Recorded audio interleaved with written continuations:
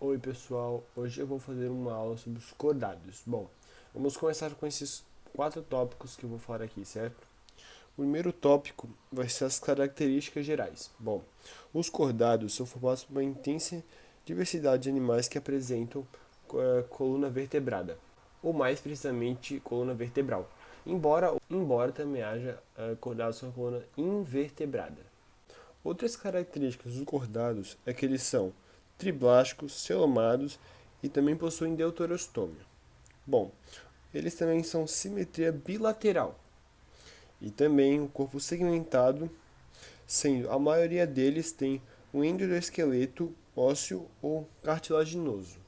Não adianta falar as características gerais, sem falar quem são eles, porque para quem não conhece muito biologia, não vai entender. Bom, eu estou falando do lagarto, do jacaré, do dragão de Komodo. Um exemplo também muito legal de citar, uma curiosidade interessante, é que o dragão de Komodo é a maior espécie de lagarto conhecida por atingir 40 centímetros de altura, podendo ter até 100 quilos, que é um peso bem pesado, né? Bom, agora eu falo dos agrupamentos. Os cordados, eles têm um agrupamento bem distinto, mesmo sendo do mesmo filo. Isso se dá pelos aspectos concentrantes ou desenvolvimento embrionário, ou aspectos da vida adulta mesmo. Bom, e como é formado? Bom, nos cordados tem o tecido conjuntivo, que forma a notocorda, que é substituída pelo tecido ósseo. Então, ela substitui pelo tecido ósseo nos cordados. Bom, o tecido ósseo forma a coluna vertebral, mas também existem os cordados que são mais simples.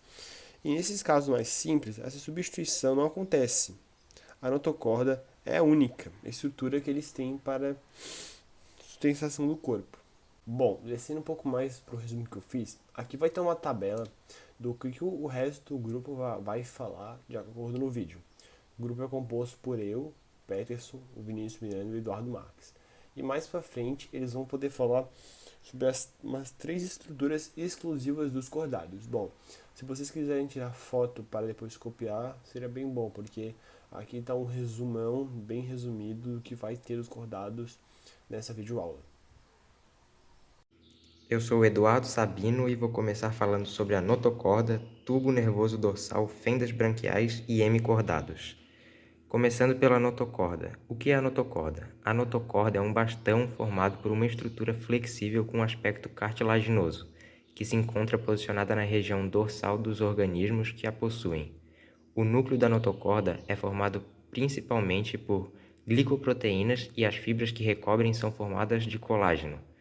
O ângulo em que essas fibras estão posicionadas representará a capacidade de alongamento da notocorda, uma estrutura muito essencial também para alguns animais, principalmente os cordados.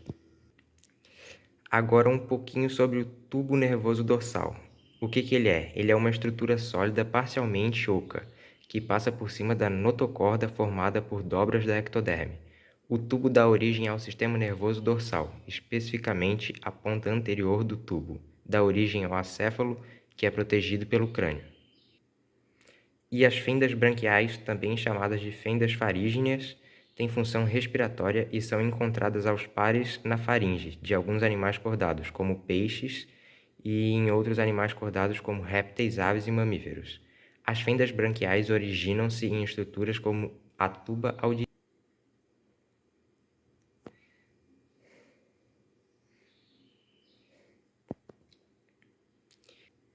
E para fechar agora a primeira parte, o que são os hemicordados? Os hemicordados constituem um filo de animais pequenos, de corpo mole que vivem individualmente ou em grupo nos fundos marinhos, arenosos ou lodos.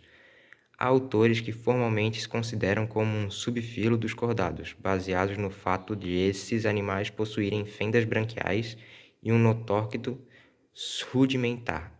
Os protocordados não possuem crânio nem órgãos de encéfalo, e são classificados em urochodates e cefalocordates. Os urocordates possuem revestimento corporal característico por uma túnica constituída por tunicina. São exclusivamente marinhos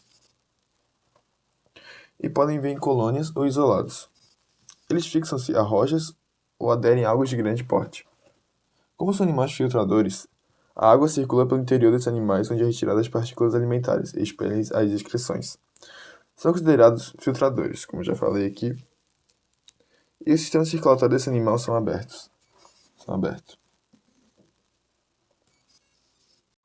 Os cefalocordatos se apresentam em forma de fios finos e transparentes. É possível visualizar neles a musculatura metabolizada. A notocorda desenvolvida vai da cabeça à cauda e a respiração é branquial.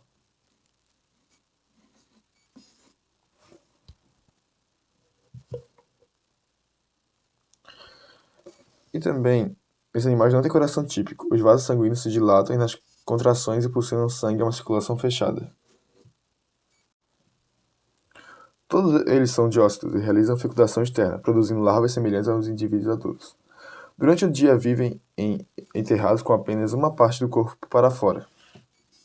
Diócitos e fecundação externa. Para fora e vivem em águas rosas e tranquilas. Águas rasas. À noite saem em busca de alimentos. Um exemplo dessa espécie é o anfíoxo. Os répteis têm uma pele resistente à perda da água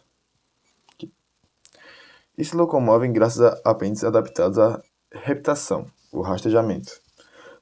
Distingue-se de outros grupos pelo fato de porem ovos com casca dura e resistente, característica que lhes possibilita a produção no ambiente terrestre. Os répteis são heterotérmicos e se dividem em ordens de Leptosarcia, Chelonia e Crocodila. E heterotérmicos são que têm temperatura que varia de acordo com o ambiente.